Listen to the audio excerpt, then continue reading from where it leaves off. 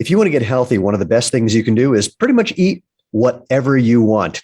Oh yeah, that's what I said. You heard me right. I'm going to tell you more about that on today's episode of the Movement, the podcast for people who want to know the truth about what it takes to have a happy, healthy, strong body, usually starting feet first, but now we're going to kind of go gut first on this one.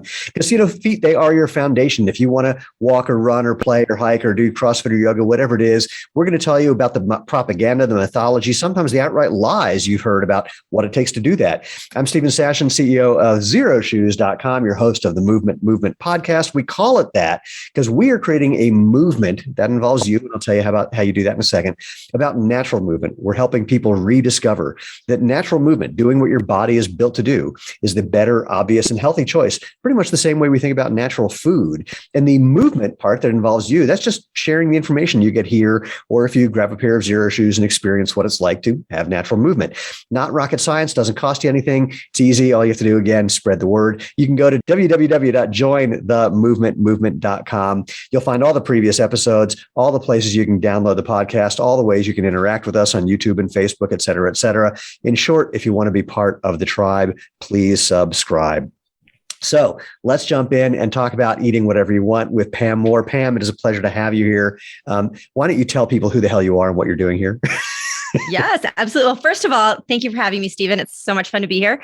Let's see. I am a occupational therapist turned freelance writer. I do health and fitness writing for many outlets, including the Washington Post, Runner's World, Outside, Time, The Guardian, Self, Women's Running. And let's see, I'm also an endurance athlete. I'm a 6-time marathoner, 2-time Ironman finisher, certified personal trainer. And what else? I have 2 children. I'm married. I live in Boulder and been teaching indoor cycling for a very long time. I don't necessarily want to say how long. And I'm a weight neutral health coach. And I have a podcast. A weight neutral health coach. Let's pause there. Yeah. So I can guess what that may mean, but I want to hear you explain it because I love the idea. I just like the phrase. Sure. I'm here to help people develop more healthy habits and be happier in whatever their movement routine looks like without a goal of weight loss. Should that happen because you change your habits and you're happy with that, that's great. But that would not be the goal. If you came to me and you said, I'm here to lose 20 pounds before my wedding, I would say, I don't think I'm necessarily the right trainer for you. Or I might say, hey, can we dig into that? Like, what's that really about? Because then we can talk all about how I got to that because I wouldn't have said that years ago. Yeah. And I also have my own podcast. It's called the Real Fit Podcast. And it features real conversations with women athletes about body image, confidence, and more. And overall, it's like I wear a lot of hats, but my overall mission is to help people have more fun with movement and to tell women in particular that you are already enough. Doesn't matter how much you weigh, doesn't matter how fast you are, how strong you are, like what you are is enough, period, now. I love it. I'm very curious to hear more about weight neutral health coaching, especially given the setup that I said, which came from you, which is if you want to be healthy, eat whatever you want. And I have to preface this by letting you know, I was hanging out with a whole bunch of healers of different kinds at some event one day, and they're all talking about the different diets they're on. And finally, I think there was a little pause in the conversation. I said, yeah, I'm on the, I don't know when I'm going to get hit by a bus diet. And they all looked at me. There's another long pause. They went, oh, that sounds good. I went, yeah, it's just way better than anything else I could think of. Now, that said, I'm not prone to doing something like sitting down with a pint of Ben and Jerry's with a pint of Ben and Jerry's and eating the whole thing. In fact, I think I have a pint of Ben and Jerry's that I took 2 spoonfuls out of, and it's been sitting in my freezer for 5 years because I just haven't had the urge for the flavor. And that's like perfectly. By the way, I want to make a caveat. If you have diabetes, if you have like a seizure disorder that you're treating with like a ketogenic, there are medical conditions where I'm not a doctor. Don't take my advice. I'm not a dietitian. But I think one of the reasons why you don't feel compelled to eat the whole pint, where most people would be like, oh, I can't, or many people, I should say, would say, I can't even have that in the house. I'll eat the whole thing. We are inclined to eat the whole thing because we have rules in our head. It's like you tell a child, don't push that button. What do they want to do? They only want to push the button. We're not that far off from those little child brains that want what we know isn't good for us. The truth is, and I'm telling you, I pretty much eat what I want. And that doesn't mean that I eat 12 donuts a day and macaroni and cheese every night. I have gotten to a place where I trust my body to know what's going to nourish it. And I do eat my vegetables, and I'm not rigid anymore about what's good and what's bad. And I don't binge anymore. You reminded me of a story, and I'm very curious to hear your take on it. I'm taking a walk with a friend of mine. Actually, I got to make a note about something that you mentioned that I've got to bring up. Hold on. Boulder. Go ahead. The beauty of editing. No, I'm not going to edit. I'm just making. You don't edit? This is all. So wait. So if I sound dumb, you're just going to leave it? Absolutely, because I trust that it's not going to happen. And if I sound dumb, I have no problem with that. It happens sometimes. My fantasy actually is to do a podcast where the only thing that people respond with is by telling me I have my head completely up my butt. I think that would be really entertaining. Hasn't happened yet, unfortunately. So, and now people might just do it for the hell of it. But anyway, here's the story, and I want to hear your comment. So I'm taking a walk around Wonderland Lake in Boulder with a female friend of mine who says, I'm just trying to listen to my body so I, know what to eat. And I literally fell to the ground laughing. And she says, what? I said, well, I know what your body wants to eat. French fries, donuts, and ice cream. It wants calories that are going to sustain you. It wants fat and sugar. That's what we're wired to respond to. But what you're actually saying is you're saying that you have this idea you can do a thing called listening to your body, which means it's going to tell you that you want some particular food, that if you eat it is going to change your body in some way so that when it changes, you'll eventually be happy. And I used to think like that, but I can't find that thought anymore. And especially that last part, like once you get to whatever that body shape or size or style or color or whatever you're thinking is going to change, then you'll be happy. That's the part that's the real problem in my brain. But the first part is, again, I know what I want to eat. It's mostly chocolate cake. In fact, I said to my wife, if I'm ever diagnosed with a terminal disease, I want you to know I'm going to go on the all chocolate cake and Thai hooker diet. And she says, I don't want you going to Thailand and coming back with some disease. I said, I'm not going to come back. I'm just going over there. I said, look, I'm doing it for you because, you'll be too distraught to take care of my sexual needs if I have a terminal disease. So you are a gem. You are like a real find. I say these things mostly in jest, but the chocolate cake part, absolutely true. The Thai hooker part, probably not true. And anyway, but I'm so curious to hear what your response is to the I'm listening to my body to know what to eat to change my body into something that will eventually make me happy. Well, yeah, there's a lot to unpack there. For one thing, so what I'm talking about is something called intuitive eating, which is based on research, and it's there's a book called Intuitive Eating, and it's by Evelyn Tribole and Elise Resch, I believe. They're two dietitians who wrote it in the 90s. It was groundbreaking at the time. I'm kind of sad that I think it is still kind of groundbreaking. Yeah. Because and one of there's like 10 basic principles, and one of them is you have to let go of the interest or the motivation to get smaller.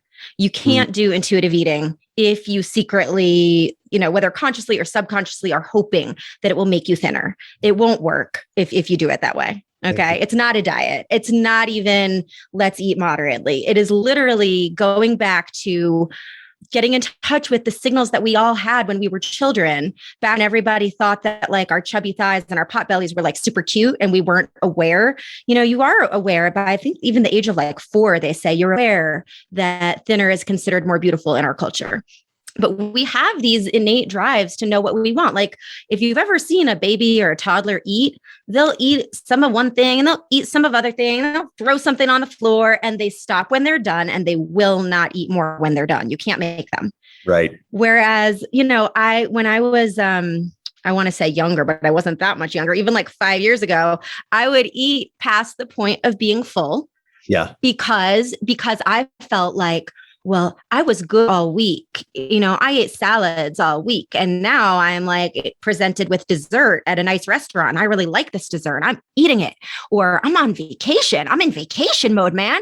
Who cares if like I am so uncomfortably full? Or, Thanksgiving, it's like, oh my God, today's the day. I'm going to gorge today and tomorrow I'll be good.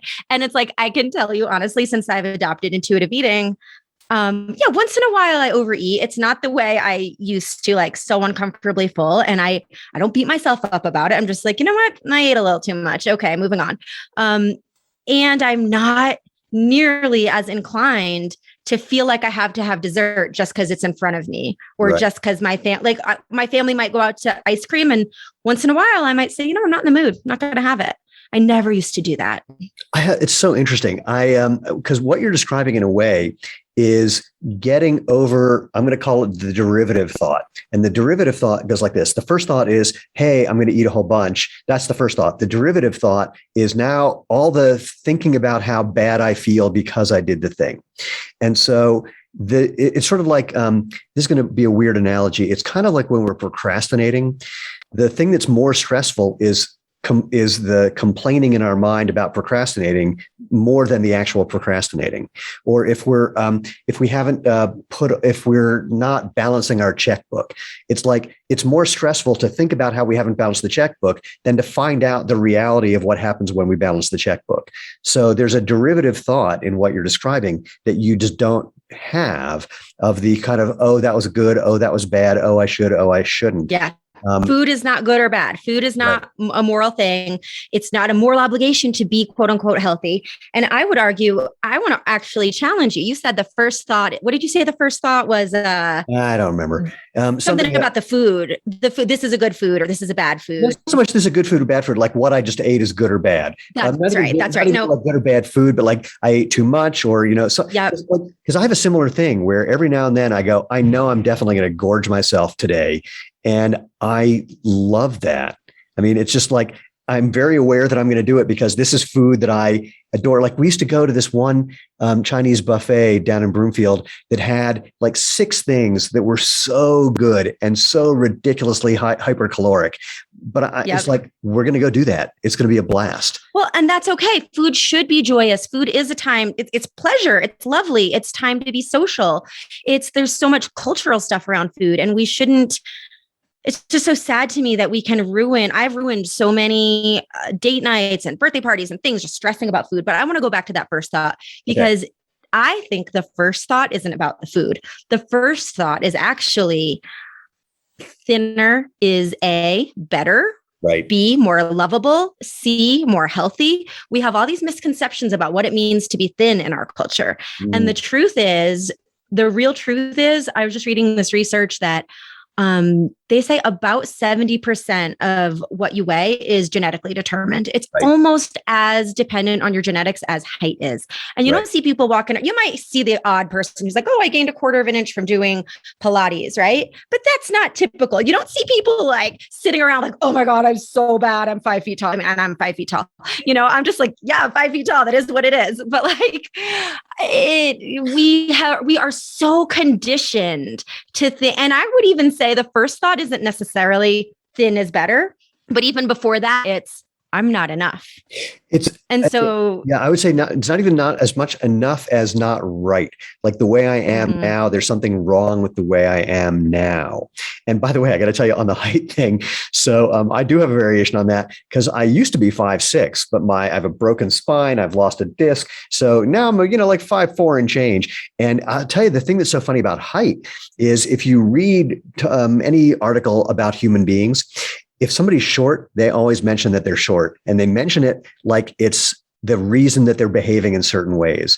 If somebody's tall, doesn't get mentioned at all. So there's this very entertaining thing about height that happens as well. I'm typically oblivious to it. Last night, though, I was hanging out with a whole bunch of people who were all like 6'5", and all I could think is, if the world exploded right now and they only found our skeletons, they would assume these were 2 totally different species. I mean, we're just not in the same universe. It was totally hysterical. But yeah, the not right thing. And backing up to your point about how where we are even at the age of 4, this is definitely not 4. This is maybe when I was 8 or 9. I have a vivid memory of walking down the hallway in elementary school and like pretending that I had muscles to flex. So it's the opposite for guys. It's like, bigger in some way. And I remember even at the time kind of thinking, this is a little weird, but I'm going to kind of try and see if I can do it. But here's the question that I wrote down a note to. Given everything you just said, I mean, Boulder is a place that is hyper something when it comes to bodies supposed to look a certain way and bodies that look unusually fit compared to the rest of the planet. So what's it like having this perspective living in this crazy ass town? It's freeing. I will say that it's really freeing. I'm so much happier. Like, I think I'd be happier in any city, but yeah, I'm a lot happier because I think I fell prey to like, the comparison trap. You look at all the other moms and all the other women, whether at the gym or at the school pickup, and you're like, damn, like I want to look like that. Like now I'm just like, fuck it. I look like how I look. They look how they look. I don't know what they eat, whatever they want, whatever. It's their life. And I will also say, it can be isolating because I don't participate in those conversations. When my friends start talking about like this right after I sort of adopted my new mindset and I was really feeling like this is good for me. I remember going out to dinner with a couple friends and they were talking about intermittent fasting. And I was, I'm not here to evangelize the way I do things. If someone like you're asking me about it and I'm telling you, but I'm not gonna, if someone doesn't want to hear it or isn't ready to hear it or is not interested, it's not useful. So anyways, I just got up and went I was like, you know what? I had to pee this whole time. And this is the part of the conversation that I am not going to be missing. So I was just like, I'm going to go to the ladies' room. And when I got back, sure enough, they were done talking about intermittent fasting. So I try to tune it out. I try really hard not to try to impose my way of thinking on other people, but, it can be hard. And I also, sometimes I'll be honest, sometimes I'm a little smug. I laugh at certain people I know, for example, who they'll be doing like a cleanse, like what I think of as a very restrictive cleanse. They claim it's for health. I think it's for weight loss. And then we're sitting around and they're like drinking so many margaritas. And I'm like, do you know that alcohol is a neurotoxin? What the hell kind of cleanse is this? Like, I love that. I mean, my favorite thing about everyone's diet, especially if they are trying to diet for weight loss, I go, this is really simple. The research is very clear. It's been unequivocal for well over 50 years. Calories in, calories out. It's all about what works for you to handle calories in, calories out. If you're trying to lose weight, everything else is yes and no. Yes and no. There's also hormones in play. There's hormones, there's stress. There's a lot of things in play. Plus there's genetics. Well, yes. Even with all of that, I'm not saying that you can become any shape that you want, but in terms of energy balance, I mean, it's thermodynamics. You really can't violate the laws of physics as much as we think we can. There are things that affect that, but you can't violate the fundamental laws of physics. But yes, again, and if you're chronically hungry, it's not sustainable. It's not going to work. It's all about. And if you're not meant to be 20 pounds lighter, you're just not going to. Yeah. And so like as you were saying, like we know, number one, we know that 98% of people who go on diets do not maintain the weight loss. Right. And we, there's this multi-billion-dollar industry telling us it's not the diet that failed. You failed. You weren't disciplined enough, number one. And number two, we know science has shown that weight cycling, as in losing a significant amount of weight and then gaining it back, that's bad for your long-term health. That's bad for your metabolism. That contributes to diabetes. That contributes to cardiovascular disease. That's not good. And weight stigma, going to the doctor and being told you need to lose weight. There's a direct correlation between people who feel shamed by their doctor and people who then don't actually want to see their doctor when they really need to for health reasons. Oh, that's interesting. It reminds me, I have genetically high cholesterol. And so at one point I went to my doctor and they said, your cholesterol's high. You should stop eating meat. I said, I haven't eaten any red meat or anything other than some fish since 1980. Because I don't like it. I have a genetic thing where I don't taste savory flavors. So I don't eat meat because it just tastes like metallic mush to me. So I said, I know. So I said, so I don't do that. They said, well, you should maybe get a little more exercise. I said, I'm a nationally ranked sprinter. And they're like, oh, then, and that was all bad. So yeah, they don't get to know you. They don't understand you. Yeah. Yeah. Well, that sucks. I'm really curious about a lot of things. One is, first of all, what's so interesting about what you're talking about with intuitive eating is that it violates the number one thing that people use to sell diet books and that people believe more often than not, which is there's a diet that works for everybody. There's a way of eating that works for everybody. And that blows me away. I said to a bunch of paleo guys at the first paleo conference, I said, you guys have this idea that this is the way everyone should eat. And it's very high in meat, which I don't eat. But besides, I mean, it sounds silly that everyone should have the same thing. Why would I, as a Masters All-American sprinter, eat the same thing as some Kenyan distance runner? I mean, I said, look, I'm a genetic freak. And the guy says, what do you mean? I said, oh, for men over, at that time I was 46. For men over 45, I'm one of the fastest Jews in the world. And he's like, amazing. huh. Yeah. So, and I said, I don't know one sprinter who isn't on a high carb diet. I've never met a sprinter who's paleo or keto or any of those things. Sprinters tend to be on high carb diets. Power athletes, that's the way we tend to be wired. So that one diet fits all thing is a problem. But anyway, that's just, my little tirade. I really want to hear about your transition and what it was like making this move into intuitive eating, both practically and just psychologically. And as you work with people, what you see with them, because I know anyone listening, some people are going to be thinking, it's not going to work for me. I tried that and I gained 500 pounds or whatever thoughts they have. So let's kind of break that down frame by frame so people can know what that process might be like.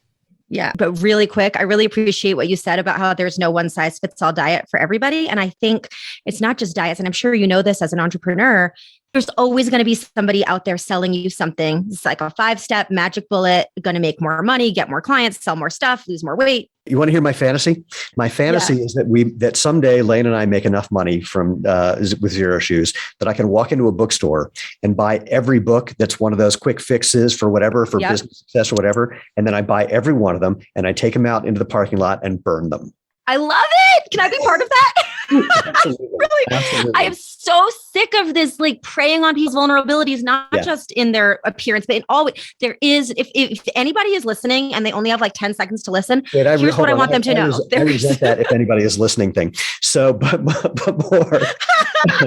But what it is, it really is just preying on a fundamental human psychological thing. We evolved to do this. We evolved to imagine the thing that we need to be happy in the future and then try to look for some retroactive path to getting there. The problem is we're really bad at it and it doesn't work, but our brains are wired to continue to do this because in simpler times, you could reliably do that. You could figure out how the rain affected the growth of something and how that led to, there was cause and effect that was much, much simpler. Now we're talking about things that for which there is no simple cause and effect. You have to find your own way. And actually that's a great segue into your actual question, which was, how did I find this? Because for me, a lot of it was not just what do I want to eat? It was also, wait a minute, who even am I? And what do I want all around, not just food? But yeah, backing up, I don't really remember a time when I didn't think that it would be nice to be a little bit thinner. I've never struggled with my weight. Like I'm not, quote unquote, I don't like even using the word overweight because that implies that there's like a right way to be. But for lack of a better word, never been really overweight. I had a phase in college where there was like a lot of beer and like late night pizza. But overall, I've been, never had a doctor saying you should lose weight or anything like that. But always just feeling like, ooh, what if I could just take off like 5 pounds, and always kind of micromanaging my food. Like when I was training for my first marathon, when I was like 21, I distinctly remember, the internet wasn't what it was. I wasn't really like, I don't know. I wasn't Googling like, what should you eat after a long run? I remember limiting the amount of like even Gatorade I would drink during an 18-mile run and then waiting as long as I possibly could until I was like starving to have my bagel, which I allowed myself a bagel once a week as a huge treat, but only after a long run. And then I wondered why I was sore for 3 days and couldn't do a run again until like Wednesday. I'd be like on the elliptical Monday and Tuesday, and Wednesday I'd be like, I guess I can run. And I had no idea. I just didn't know. So that I really remember like just obsessing about, I remember like getting way too drunk when I was in my 20s because I thought alcohol has so many calories. So I'm going to make up for it by not eating a big dinner, which is just terrible thing to do. Okay. So fast forward, and I tried all these different diets, but didn't admit to myself that they were in fact diets. In my mind, I tricked myself into thinking these are for health. Like for example, the zone diet is pretty restrictive. I will say the zone diet gave me an understanding of how protein can make you feel full for longer. It's a great way to just make your meals go farther. I did learn that, but it made me crazy. So I was kind of on and off the zone for a while. Then I'd be like making these random rules like, oh, for example, if I knew I was having pizza for dinner, like there's no way I would be having a slice of bread with my soup at lunch, too many carbs. Even eating a whole banana, they tell you bananas have so many carbs. I was like scared to eat an entire banana. And by the way, soup is just pizza deconstructed. I like that. I like that. I think fundamentally almost everything is pizza, some kind of bread, some kind of something saucy, something, some kind of cheesy or something topping. Like a burrito is pizza rolled up. Grilled cheese is, pizza, depending on how you do it, maybe without the sauce. I mean, like almost everything is pizza if you really boil it down. Everything is pizza. You could do a whole podcast on like things that actually are pizza. I want to do that as a book. Everything is pizza, and just, all the variations of pizza. I love it. Okay. So yeah, speaking of pizza, I do love pizza. That was like a scary food or whatever. And then let's see, I have like a background as like, an endurance athlete, but then I got into CrossFit, and I think CrossFit is great. I'm not like anti-CrossFit really, but just as a byproduct of getting into that culture, I started following CrossFit accounts on social media. And a lot of people who do CrossFit also count macros.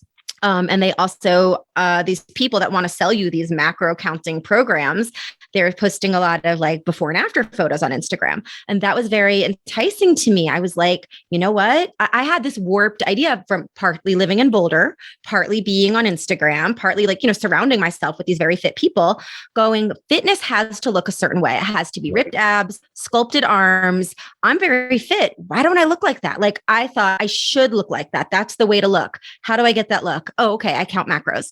So I was using this macro counting app. And for the first like 8 weeks, it was like heavenly. I was like, wow, I'm eating all this food and I'm like getting so much more lean. This feels amazing. But it was like a prison because counting macros it's like a Tetris game. Like at the end of the day, I'd be like, oh, I'm just going to eat like a Babel cheese and a spoonful of mayonnaise. Like it's like just eating like the weirdest things to get in your by the way, the concept eating a spoonful of mayonnaise to me is like saying poke your eyes out with knitting needles. There's no food I like less in the world than mayonnaise other than egg yolks, which is, I hate egg yolks. Well, I like them cooked. I don't like them. Well, I don't like them hard boiled. I like them. Yeah. Scrambled eggs is okay. Any other form of egg yolk, again, egg yolks and then mayonnaise. My wife apparently makes great deviled eggs. Whenever she has to make them, I leave the house. Oh, wow. You hate them. Okay. So yeah. So I'm like doing this macro counting thing. I'm making myself crazy. I'm measuring my food. I'm weighing my food. If we're like planning to go to Dairy Queen, I'm like, ooh, Dairy Queen is good because all the nutrition stats are online and I can like modify my dinner to make sure that I don't overdo my carbs and my fat. And we can like go to Dairy Queen as a family and it will be so carefree. And it's absolutely not carefree. So I'm in this mental prison, and this started, I want to say I was like 38, 39. And it was right before for context, I'm about to be 43, right before my 40th birthday. It was like the week before I had been quote unquote good about counting my macros. And then I'm like getting really hungry. Really, really hungry because I had gone to like a new level of, and I was like levels of the plan. And I'm on my computer with this little chat bot thing. And I'm like, I'm really hungry. What should I do? And it's like not responding. And I'm like feeling crazier and crazier. And then it's like, well, are you eating a lot of fiber? And I'm like, fiber is all I fucking eat. Like, cause it's low calorie, I've been eating cabbage. I've been eating, and then I just had this like moment of clarity where I was like, I'm about to turn 40 and I'm asking a chat bot that I don't even know if it's a human. I don't know what it is. It might be like, who knows what it is. And I'm asking it what to eat. This makes no sense.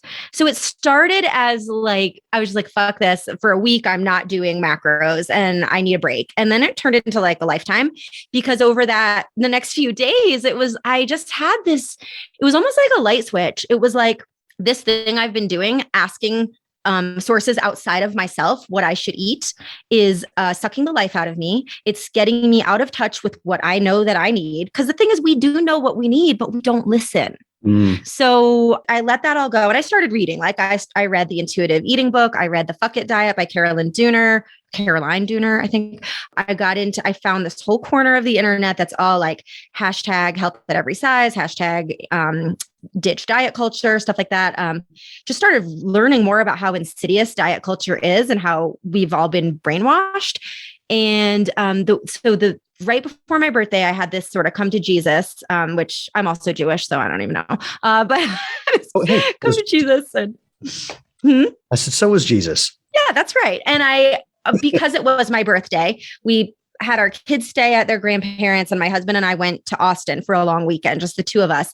And it was like the best vacation of my life because it was the first time that instead of being in this mental quote unquote vacation mode, I was just on vacation. And I just sort of said to myself, you know what you're going to eat? Like, instead of stressing, like you always do on vacations, you're going to order what you want. You're going to eat what you want. You're going to stop eating when you feel full. And then you can start eating again when you feel hungry. And it's that simple. And like, I knew that everything kind of had changed for me because on the last day of the trip, well, actually, we went for sushi one night. This really nice, like multi-course. Oh my God, it was so nice. And after, my husband was still hungry and he got like late night pizza.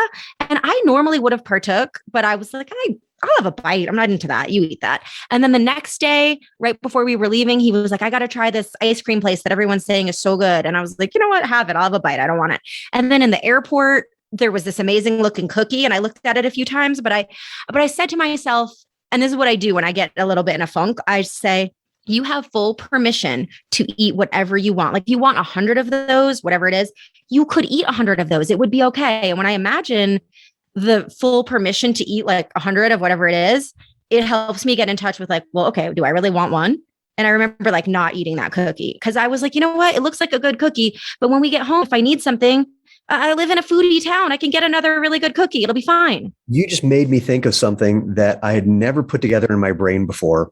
And that is, again, I tend to do very much what you just described, but there's certain foods or certain times where with like the cookie, I'm still putting this together in my brain, even as I say it.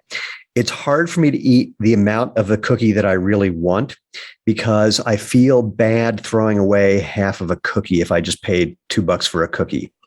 And it's not like I can't afford it, but, since I've literally never had this thought before, I mean, it's been in the back of my brain, but I've never articulated it in my own brain, let alone to another human being. I'm really going to have to pay attention to that one. It's making me, I'm getting a little warm with the sort of realization that this is a big thing for me. I remember, like, I don't like eating this is so funny because the flip side of that is I don't like eating the last thing in a refrigerator if I know other people might want it. So, and that's like the opposite of throwing it away in some strange way.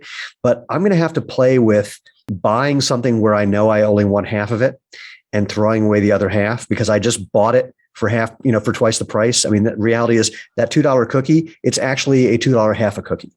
And if I'm okay with that, then I'm going to buy the $2 half a cookie.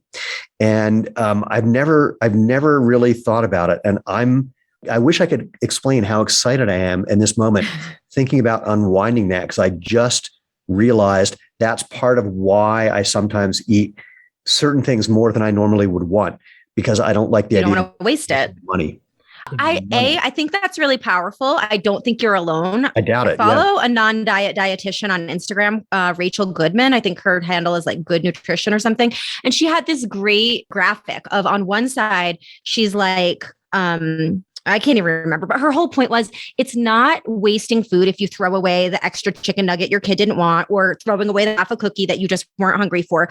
She said that's not any more wasting food than it is eating food that you actually don't want. That's right. Kind of a waste too, in its own way. So changing. And so that's what this is all about. I think you just kind of showed that a lot of this is about, you said you unwound that thought. It's about being conscious of the thoughts that drive our behavior and then going, but is that thought serving me? Because for me, all this time, the thought was, I'm not good enough the way I am. I'll be better if I'm thinner. And I'll tell you what happened when I got thinner with the macro counting.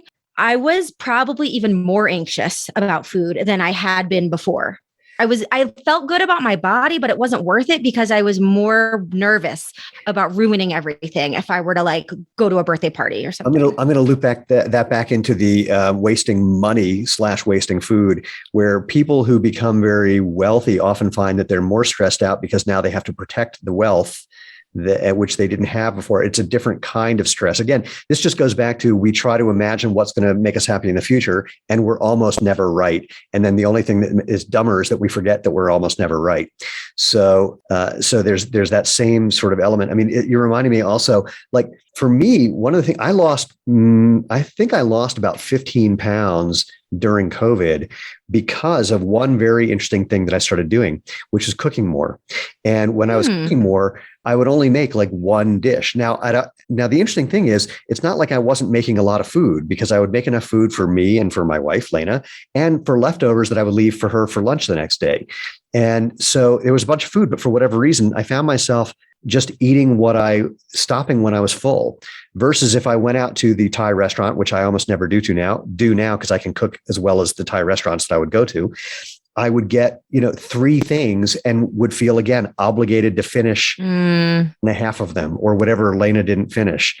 I mean, it was so interesting. So it was just really, and I'm not a big fan of the phrase listening to my body, because for me, getting full is kind of funny. I have to stand up to tell if I'm full. I can't tell otherwise. Oh, that's interesting. Well, and that's the thing. I think that's great. It's like, that's what works for you. Like you said before, not everything works for everybody. Well, and if I'm the one cooking, I'm usually having to stand up to go get another glass of water or do something that I don't do if I'm at a restaurant, and I don't even do if I'm bringing home food so much. So I was getting some signals that were there all the time, but I either didn't notice or overrode them or something. And there's one other part, you're going to get a kick out of this. The whole idea that, you get thinner now, it can make you more anxious. I totally get that. And one of the things that's funny for me is that every morning as I'm rolling out of bed, every time I pinch around my waist to see if I somehow got magically thinner overnight. And the thinness for me, first of all, there's definitely a sort of, let's call it neurotic for lack of a better term. There's definitely a thing there about whatever my weight is and whether I have the body fat that I would like. And as a sprinter, I can justify it by saying if I weighed 5 pounds less, I'd have a better strength to weight ratio. I'd be faster, blah, blah, blah. But the biggest thing, backing up to what we talked about, like first thought and derivative thoughts, is it used to upset me that I had this seeming obsession with checking to see if what my body fat was. And now I just don't care. It's just this goofy thing that I do, and for no reason, because it clearly isn't going to change from whenever I checked as I rolled into bed to whenever I got out of bed. It's just this weird obsessive thing that I do, the way other people do obsessive things about whatever obsessive thing they do. And so now I just kind of find it entertaining. And it doesn't. That's awesome. Yeah. You've like reframed it. And it's funny. Maybe it's not that weird, because I've noticed, it's funny that you say that, because like I have a bad habit, let's call it a habit. I have a habit of sort of like patting my stomach when I get out of bed, kind of same reason. And where I used to, not like what I saw in the mirror or think that my pants were too tight, where I used to be like, okay, that's it. Like I'm reeling things in. I'm getting tough on myself. I'm salads all day, Now I'm like, okay, number one, if the pants are too tight, that just, to me, all that means is I'm going to select a different pair of pants. If pants are chronically too tight, they go to Goodwill, the end of story. And I am working on training myself, and I'm getting better all the time. Instead of going down that negative thought spiral of I'm too big and this is what it means, I'm lazy, I'm undisciplined, I'm blah, blah, blah, blah, blah. It's just like, I'm bigger. I'm bigger, the end. No, who cares? It doesn't say anything about who I am. Well, the part that you just said that I adore is the what does it mean? Because if we ask that question, I don't like the way I look. I don't like but the question is, what does that mean? Does it mean someone's not going to like me? I won't be able to do something. If we look at the what does it mean and then investigate that and check, wait, is that actually true? This imagined thing that I have? And if we really look at the meaning part, that's where the whole thing can fall apart. Because that was the same thing that happened for me with the, pinching to see. It's like, what does this mean? And now it just doesn't have a meaning. And so I love that you highlighted that. And in a similar vein, though, on a back up to something you said, it's not about the food, it's about the thinking. You reminded me, I was hanging out with a friend who talked about how he was having problems drinking. I said, well, let me ask you a question. What are you thinking right before you go for that drink? And he says, I'm thinking, I can't handle it. I said, well, what just happened that made you think that? He said, I had this argument with my wife, and it's like, I can't stand this anymore. I can't handle it. I said, well, I've got to ask you this, I can't handle it thought. Is that true that you can't handle it? And he said, no, of course I can. I mean, I've been handling it for 20 years with this person. I said, oh, so when you're not aware that that thought is just completely not true, then the obvious next step is to get a drink to kind of quench that thought. And that was the last time he drank, because the next time the thought I can't handle it came up, he called me. He said, I just had this argument with my wife. This thought I can't handle it came up, and I started laughing. Of course I can. And then I didn't have a drink to make it go away. And I've never thought about that with food so much, because we don't think of food as having that same effect as, alcohol or drugs or whatever else we do. I think to some extent, haven't you seen a million articles that are like how to stop your emotional eating, as if emotional eating is the worst sin in the world? You should never do it. My argument. I would say emotional eating makes total sense. It's the logical conclusion if you believe the thought that leads to that thing. Yes, if you believe I can't handle this, I'm so stressed out, I deserve a cookie, blah, blah, blah. Here's the other thing I want to say too. And the book Intuitive Eating gets into this. Emotional eating isn't the worst thing in the world. Like, how can you go from being a baby that either got comfort from being held, like two things, right? Being held or having a bottle or a breast, right? But like that nourishment that you get as a baby that comforts you, like that comes out through your whole life. Now, where you get into trouble, I think, if eating the foods that make you feel good are the only way that you can cope. That's obviously we need to have our deep breaths. We need to have maybe movement. There's a million ways to cope that aren't food. But if once in a while you turn to food, like we've demonized food as comfort food. And that's like not the worst thing if you have other coping tools and you just are consciously making a decision that you want the macaroni and cheese or whatever it is. Well, it's so interesting you say that. It's something I've been thinking about doing a little podcast rant about, is that because I've been on a bunch of podcasts lately where people, entrepreneurial things, where people ask me what I do to de-stress. And I said, I don't. They said, what do you mean? I said, well, the idea of, doing something to de-stress is like doing something to beat up the feeling that I might be having. And I don't do that. Like if I'm exhausted from a long, difficult day, I'm just exhausted from a long, difficult day. I don't feel the urge to beat up that feeling. It'll pass. I'll go to sleep at night and I'll wake up the next morning and it'll be gone because I got some sleep. Or I'll, watch TV with Lena and, we enjoy ourselves and it goes away. I'm not watching TV to make it go away. It's just an emotional state. It'll pass. And backing up to what you keep referring to babies, you watch babies, they have an emotional thing and then it changes. Babies are awesome. Yeah. Yeah. They let themselves feel it. Babies aren't like, oh my God, I shouldn't be crying. I need to man the fuck up. They're feel like you said, they feel it and it passes. And that you just said in like 5 sentences, what's taken me like thousands of dollars in therapy to figure out is that like when you push against your feelings and you try to, deal with them, like, yes, you should deal with it, but pushing them away only gives them more power. You got it. Like you said, let yourself feel the feeling. Well, and again, the thing that you said about finding the meaning is really valid. The other version of that I've been playing with, the thing about the whole de-stressing thing is, it has to go. Is realizing that the thing that caused my stress isn't the thing. It isn't the person who just quit or the container that's stuck off the port of Long Beach. It's realizing that those things, it's the meaning, it's the expectation that I had, perhaps not even knowingly,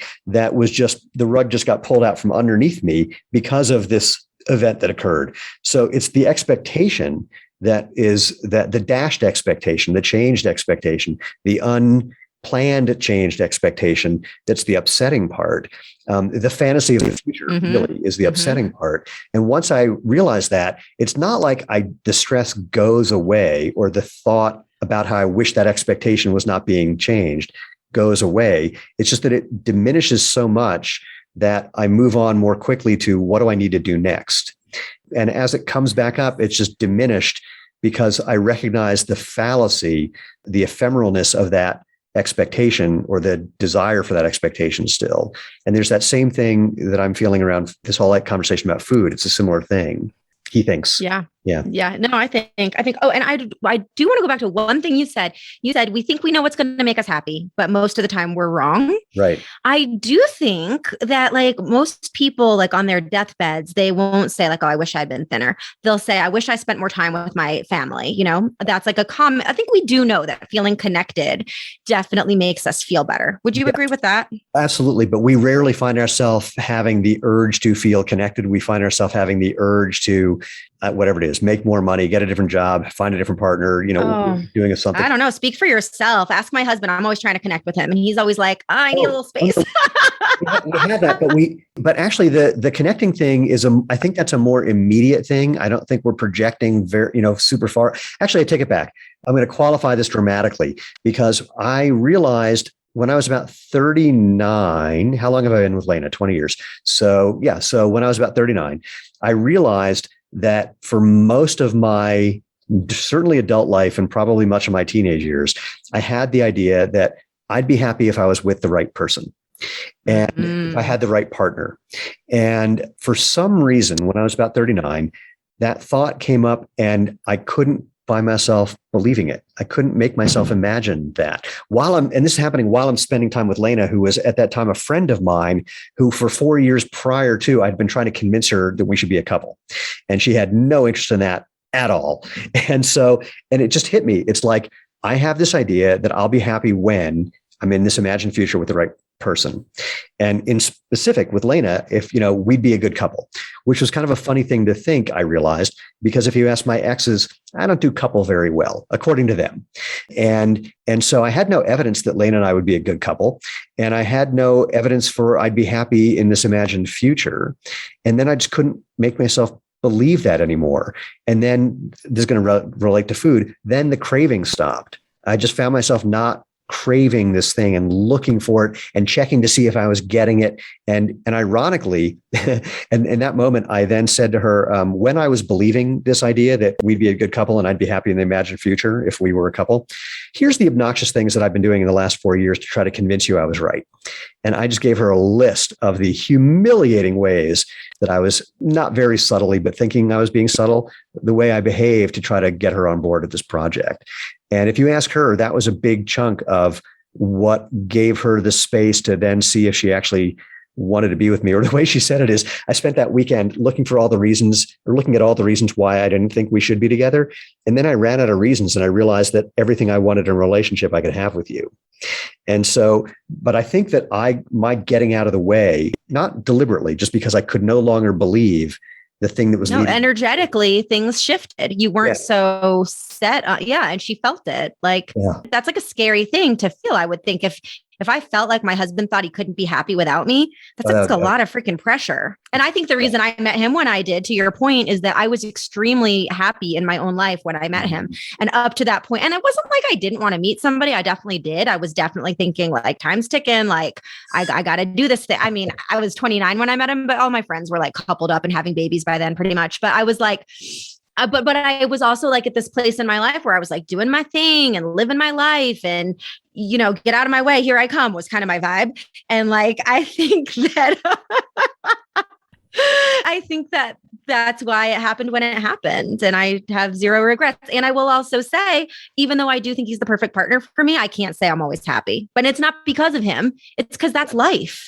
Well, and you just said it. People have asked Lena and I why we think we have a great relationship. And I say it's because we're very clear that when we're upset, quote, at the other person, it's not because of the other person. And we don't, we kind of we're usually pretty good at only coming back together when that's very clear, or when we're both very clear that we don't know what the solution for getting out of whatever mental state we're in is. And one of us is willing to walk up and go, yeah, I'm stuck and I wish I weren't, and I don't know what to do next.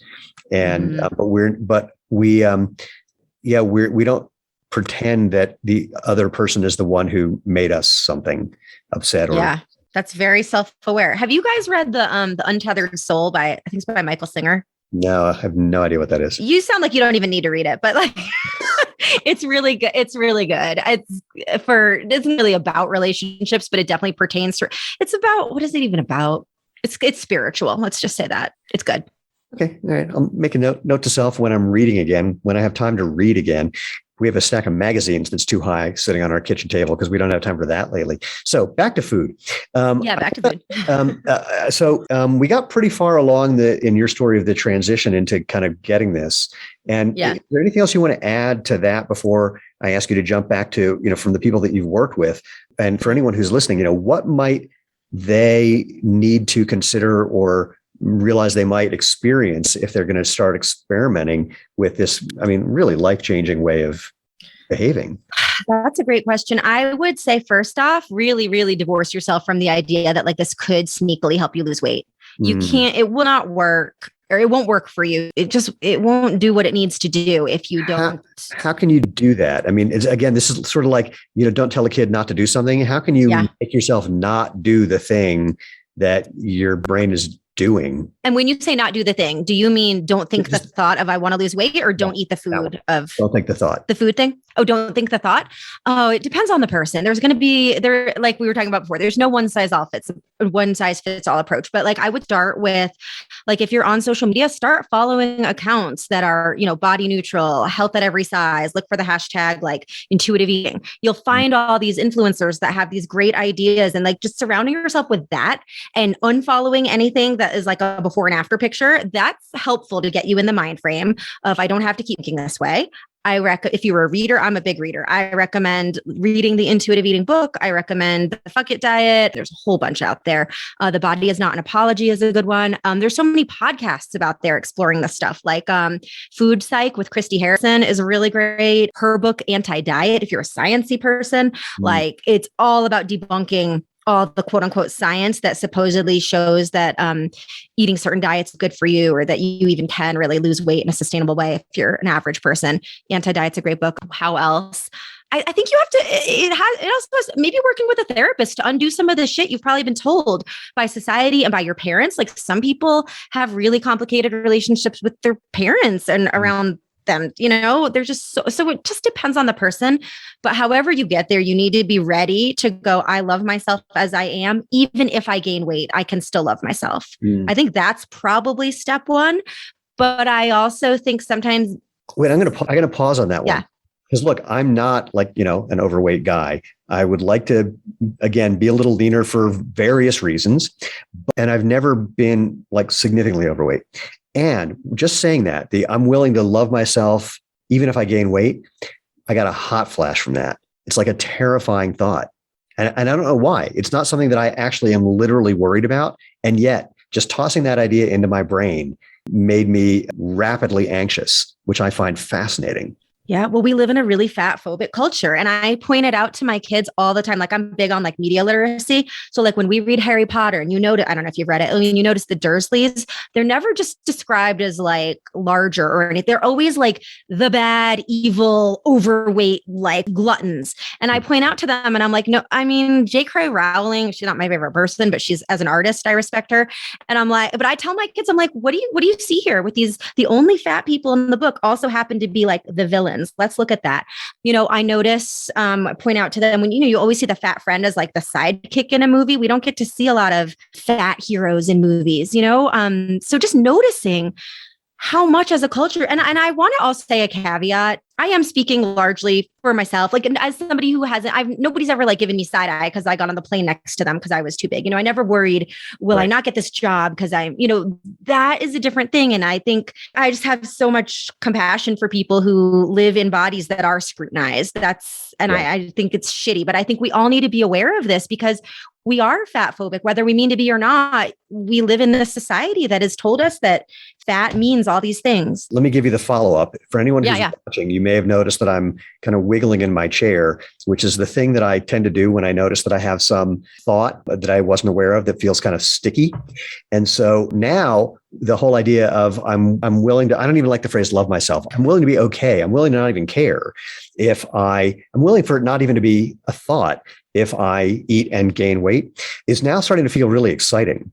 It's like I've gone from holding my breath to kind of breathing and feeling warm in the back of my neck. And like, this is really interesting because the thought that goes with it is not that I'm going to eat a whole ton and get fat. It's like quite paradoxically, I feel this sort of sense of freedom, like I have permission, whatever that means, to do something that I thought was taboo that I didn't even know was taboo.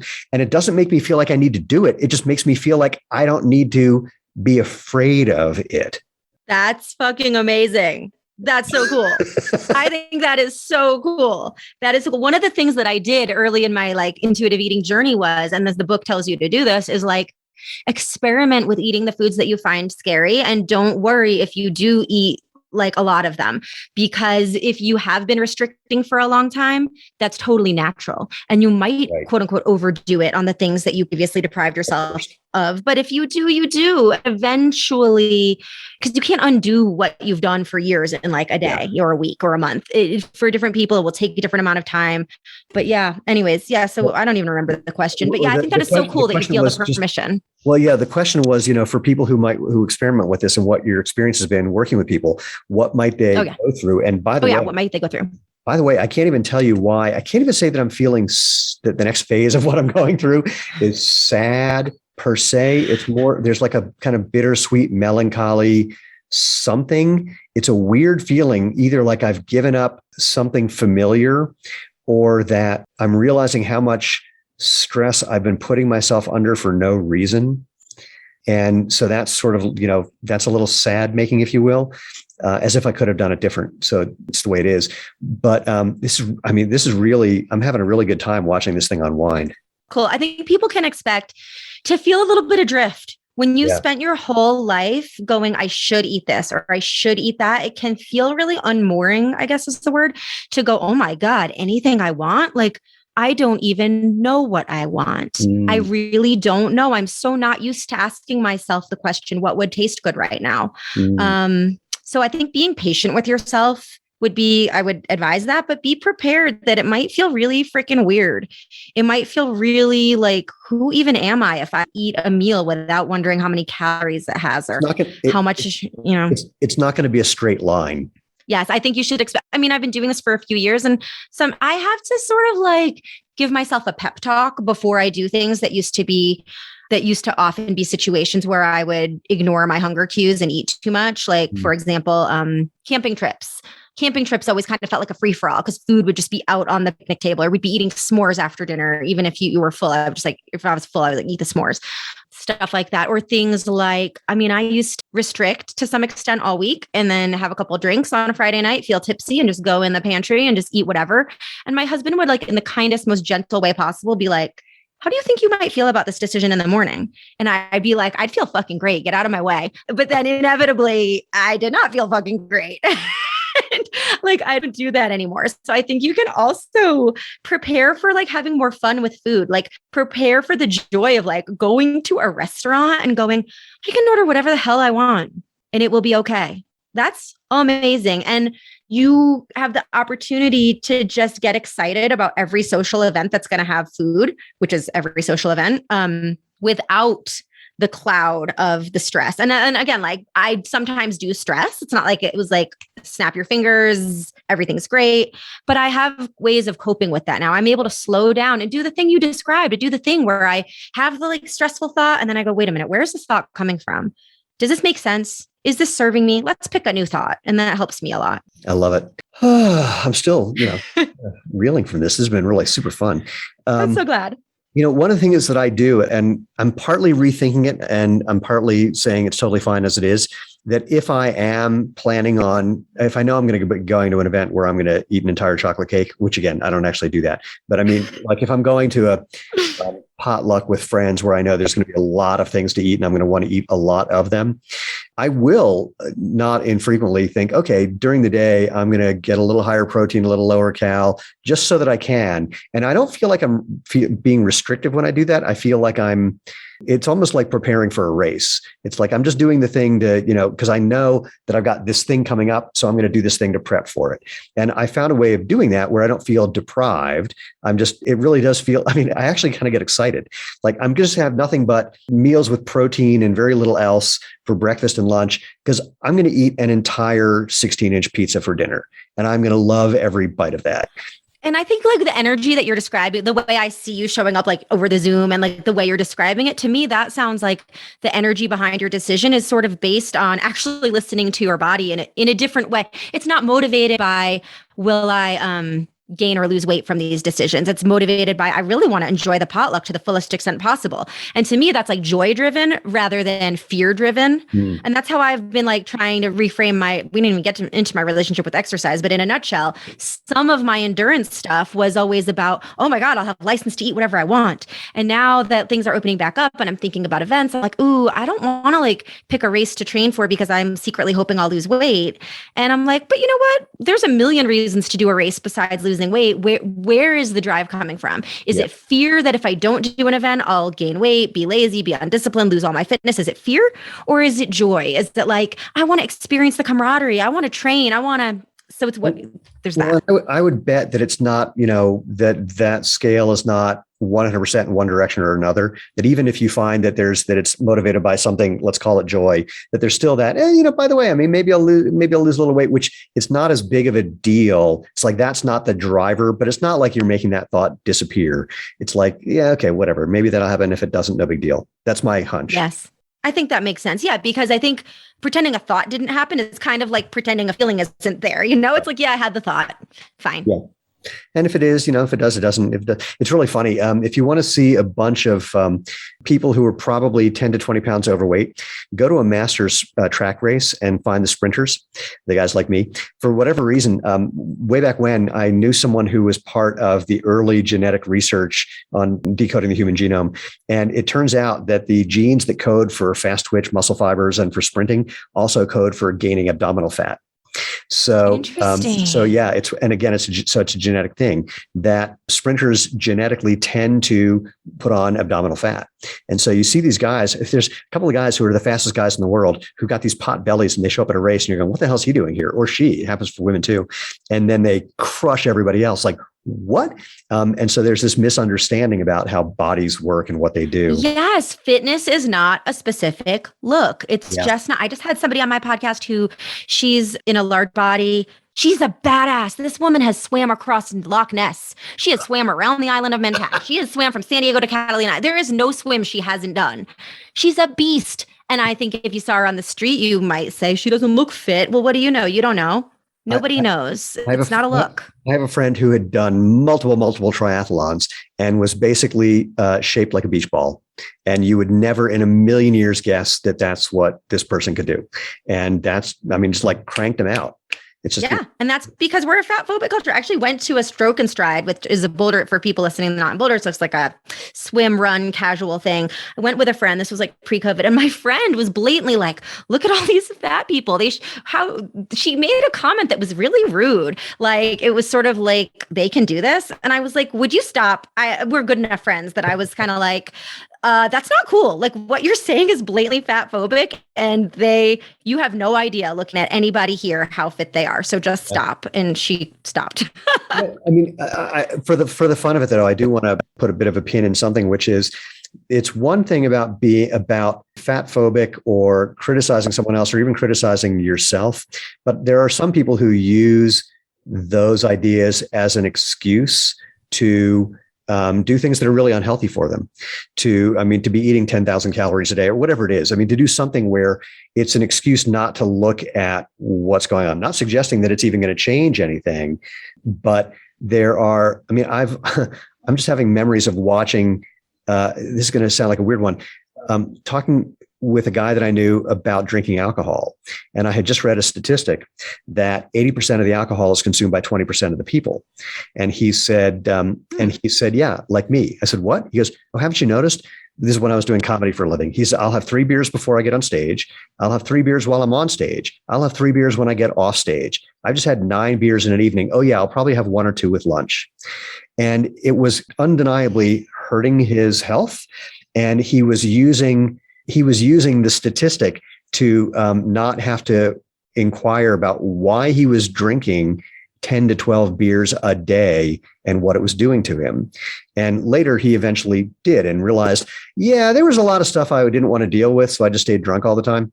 That's a drinking problem. That's a disease. Yeah. I mean, I would say for somebody like that, whether it's food or booze or whatever it is, it's not the statistics fault, right? That's like a handy cover, but it's like, yeah, if you're doing things in an unhealthy way, whatever they are, you need to look into it. I guess I'm saying, and you'll do it when you're ready. Yeah. And I'm not landing on this, but I want to kind of, it's something I'm really just kind of thinking about or curious about, is the gap between becoming self-accepting versus trying to use the idea of self-acceptance to not look at what's actually leading to certain behaviors. I see what you're saying. I don't think it's true. I think if you have an addiction, you're probably not fully accepting some part of yourself.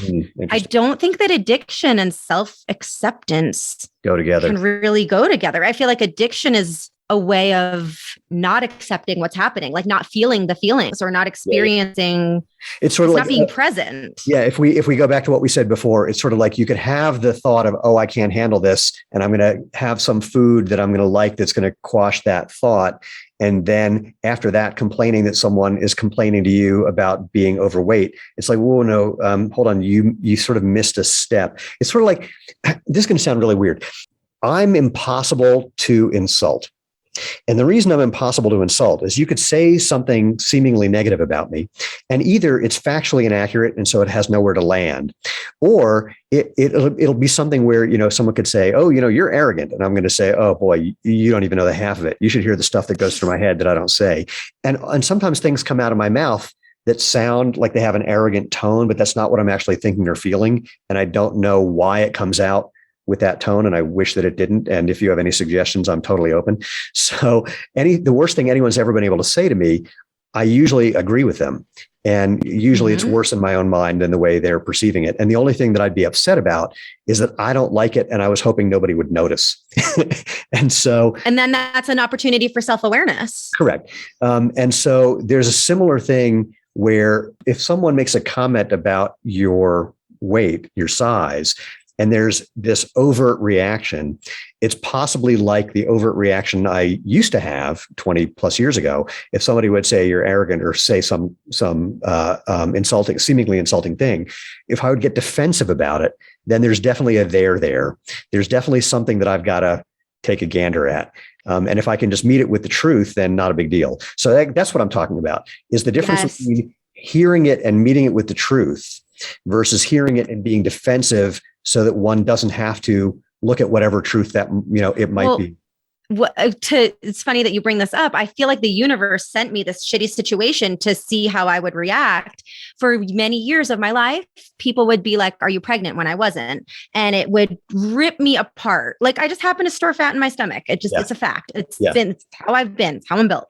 I would go home from work and cry. I mean, they would say the meanest things, or I would be like, no, they would get really embarrassed and not continue the conversation. And I'd be like, the least you could say is sorry. But anyway, there's no real way to dig yourself out of that one when you ask a woman if she's I had a friend who started an e-commerce business 20 years ago for pregnant women. And he would walk up to women and say, hey, I've got a website you might be interested in. And they'd go, I'm not pregnant. And he basically learned that if you don't see the baby's crowning, you don't ask if a woman is pregnant. It's probably a good rule. Yeah. And not to mention, you don't know if she just had a miscarriage or a million things, but for me, it would definitely hit the nerve of I look fat. Right. And I remember calling my mom in my 20s, and I'd be like, somebody at work asked if I was, when I was due, and she goes, you already told me this story. And I'd be like, no, it happened again. It keeps happening.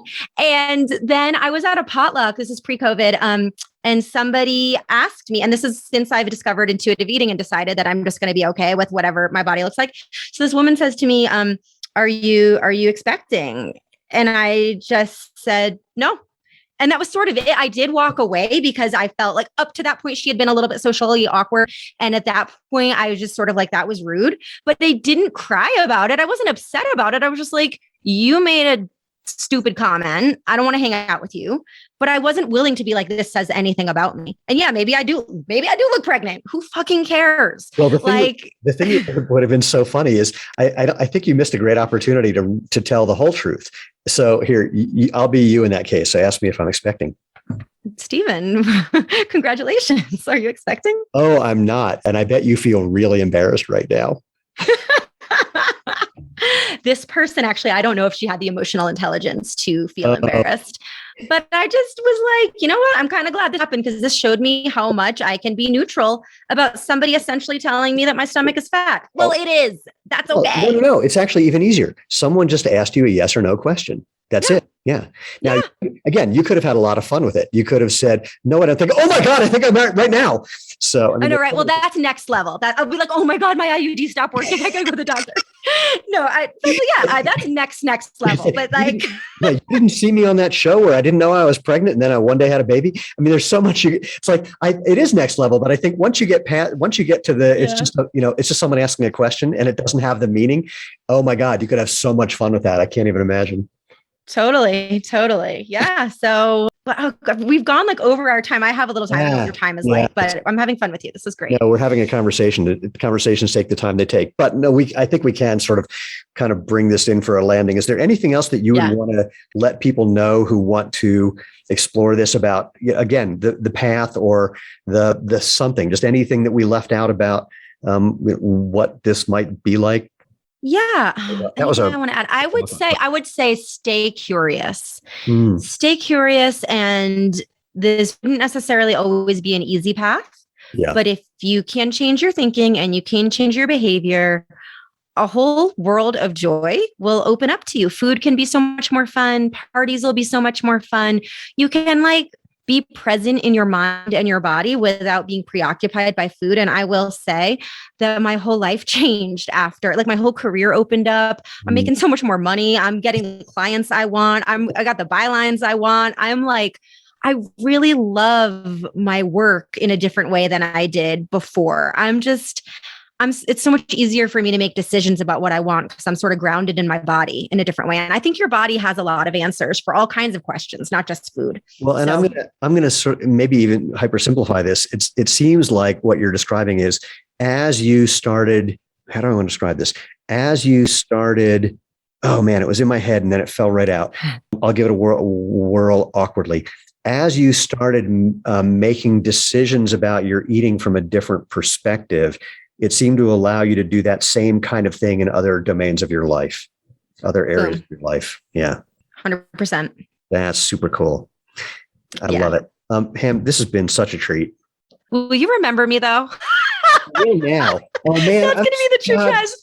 Can we talk about how you don't remember me? Yes, we can. So I want to tell this story just before we close out. So I'll start with the random email. I got an email that was meant for a different Pam Moore that said, will you come on our marketing podcast? And I'm like, I don't know shit about marketing. And I'm like, I know they mean this other Pam Moore. So I said, hey, look, I think you got me confused with the other Pam Moore, but if you want to talk about, body image, endurance sports, midlife career changes, all this stuff, these are things I can talk about.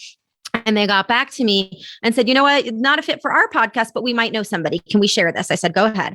A few days later, Steven's podcast producer gets in touch with me and says, hey, will you come on the movement with Steven Sashen? He's done it. I'm like, you don't have to tell me who he is.